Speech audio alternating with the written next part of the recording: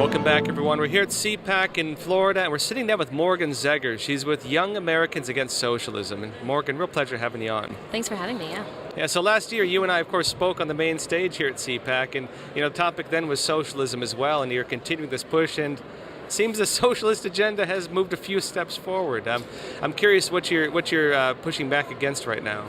Yes, well, today I'm here to speak in a few minutes, actually, about the left's attack on the nuclear family. And it all goes into that growing support for socialism, that collectivist mindset that we're seeing in America. And I did some research, I looked into it, and if you look at what happens at socialist conventions, they discuss how they have to get rid of the American nuclear family structure to implement socialism. It's more easy. And what they specifically talk about is how pregnancy is a tool of oppression, and that they need to free women from being, baby-making machines. And we recently saw Communist China use that exact language, and so it's very concerning for me. And they say that they're empowering us, but in the end, they're really just trying to create that collectivist mindset. So that's what we have to fight against. Now, I know a lot of socialists in this country, they call themselves democratic socialists, and they believe they're more on the economic socialist side, and they don't want to get involved in the culture, but politically we see them pushing on this. What would you tell people who view it just from the economic side and maybe don't see how this relates to what government's doing with policy? Yeah, there's a lot of misconceptions about socialism, and there's crazy numbers out there, and people get really scared when they see them. So a majority of my generation right now says they want socialism over capitalism. 70% of them, according to the most recent Victims of Communism poll, say they would vote for a socialist. 70%. And so I look at that kind of number and I say, I highly doubt 70% of my generation has even heard the term seize the means of production or nationalize a major industry. They don't understand that difference, and so they think we're going to end up like Nordic Europe. We have to, first of all, explain to them the massive difference there. The fact that Nordic Europe embraces capitalism, they have high welfare programs, or a lot of welfare programs and high taxes, but at the end of the day, they have a capitalist economy. What concerns me is that we are following the same trend of the leftists pitching that power to the people, power to the working class. We're going to have it be owned by the working class, controlled by the working class. All of that kind of language ends up leading to a situation where the government, the regime, is in control of every aspect of the economy.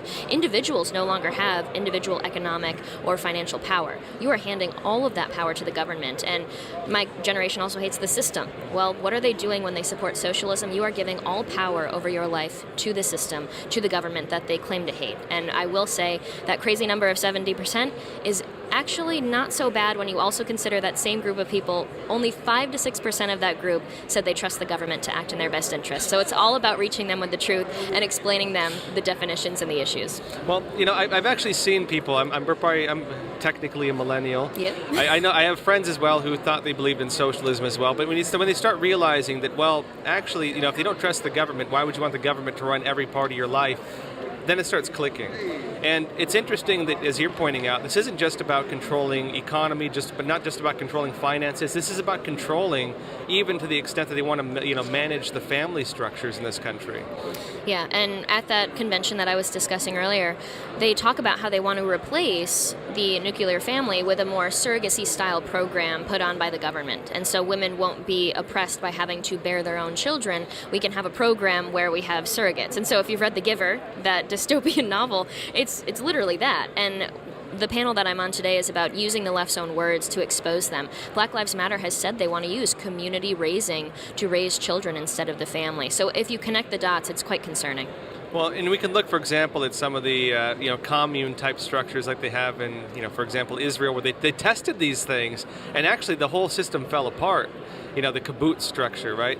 It fell apart where they actually had family, communal raising of children and so on, because they found that women, maybe first generation socialists, they want, try this out, but afterwards they want their kids. They want to be with their kids. They don't want the kids being taken away by the party system and being raised in a way they can't even see them. Yeah, and one of my favorite books is The Fountainhead by Ayn Rand, and one of the parts discusses how you take control of a society, a group of people, and my favorite quote is, "A happy man is a free man. A happy man has no time and no use for you. So take their joy in living. Take away from them what fulfills them, what gives them purpose, what gives them happiness." And the natural sources of happiness in life are usually children, babies, family, love, relationships.